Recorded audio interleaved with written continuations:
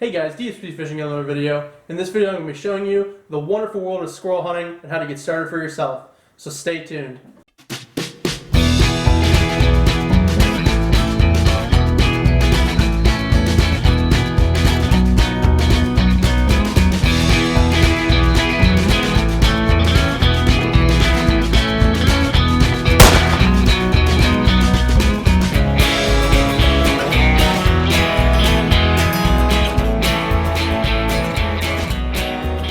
First thing you're going to need to purchase when you're squirrel hunting is, of course, your hunting license. This can be purchased at any sporting goods store or even on your local game commission website. Now that you've purchased your hunting license, the next thing to do is to look at what kind of gear you're going to use.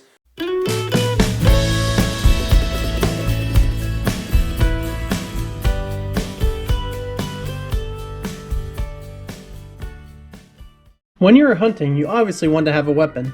The two most common squirrel guns are the .22 long rifle and the shotgun. For a beginner squirrel hunter, I would recommend a standard 12 gauge pump shotgun. They're affordable, easy to use, and extremely efficient at short ranges. The recommended shot sizes for squirrels can vary anywhere from number 4s to number 6s. For me personally, I like to split the difference with number 5s. Any brand will suffice, but I highly recommend these Remington XLRs because they produce tighter groups at longer distances. The best choke to use on squirrels are full chokes. Modifies will work, but they lack the tighter patterns that are produced by fuller chokes. Now that you have chosen your weapon, the last required piece of gear that you need to buy is a blaze orange hat and vest. This doesn't apply to every state, so be sure to check your local rules and regulations. Some extra gear that isn't necessarily required for squirrel hunting, but that can really improve your odds, include a sling for carrying your firearm while you walk, high visibility sights, a game bag to hold the squirrels, and finally a squirrel call. With these purchases, you are ready to start hunting.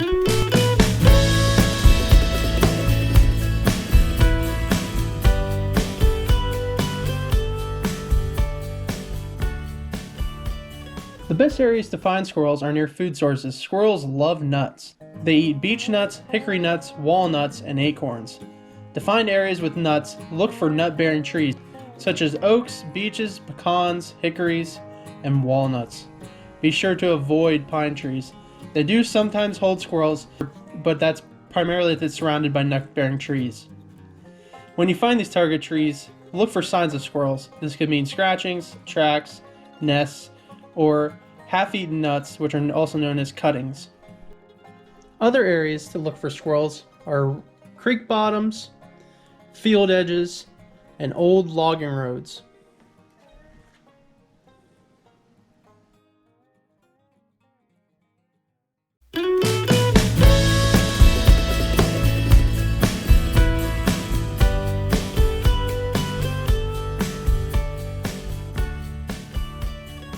There are several variables that change how the squirrels behave. First is the time of day. Squirrels come out of their dens to feed early in the morning and late in the evening. During these times, the squirrels will travel down from their dens and feed on the ground. Therefore, it is best to sit near a likely spot and wait for the squirrels to come to you. I tend to not sit more than 30 minutes at a time before changing spots. Sitting and not moving gives you the element of surprise because you are less visible. During the middle of the day, however, some squirrels will still be on the ground, but most will either be in their dens or feeding on buds in the trees. Therefore, it is best to walk silently and cover as much ground as possible.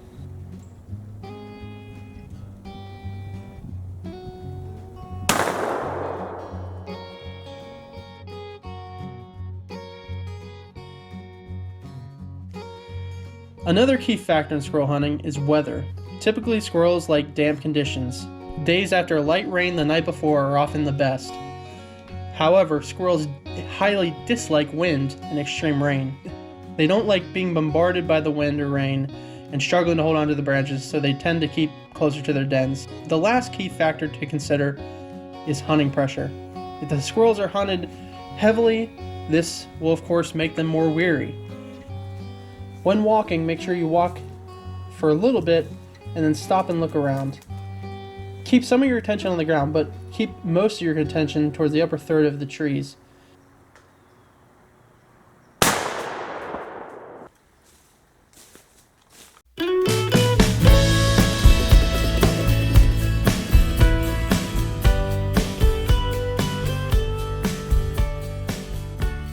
There's three possible things a squirrel will do once he's spotted you. One is bolt, as seen in this clip.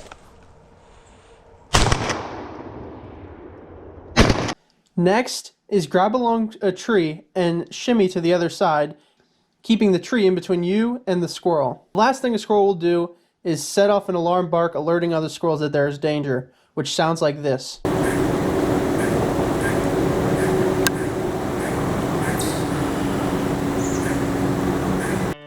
An alarm bark will alert other squirrels of danger, but also gives you the edge because you know the location of that barking squirrel. What you want to do is use some sort of barrier, be that brush or a tree, to block the squirrel's view.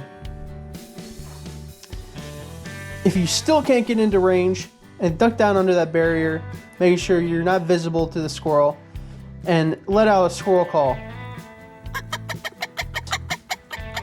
This gives the illusion to the barking squirrel that there's no squirrel on the ground and that it's safe to come back down. There are several key indications of a squirrel before actually seeing one. First of all, squirrels are extremely loud if they're on the ground. You want to keep an eye out for shaking limbs or branches, gray flashes, or rustling of leaves. Squirrel hunting is a time-honored tradition and is passed down from generation to generation. It's a great time to have fun with your friends and family and get out in the outdoors and learn woodsmanship and hunting basics. Squirrel hunting is meant to be fun, so get out there and go hunt.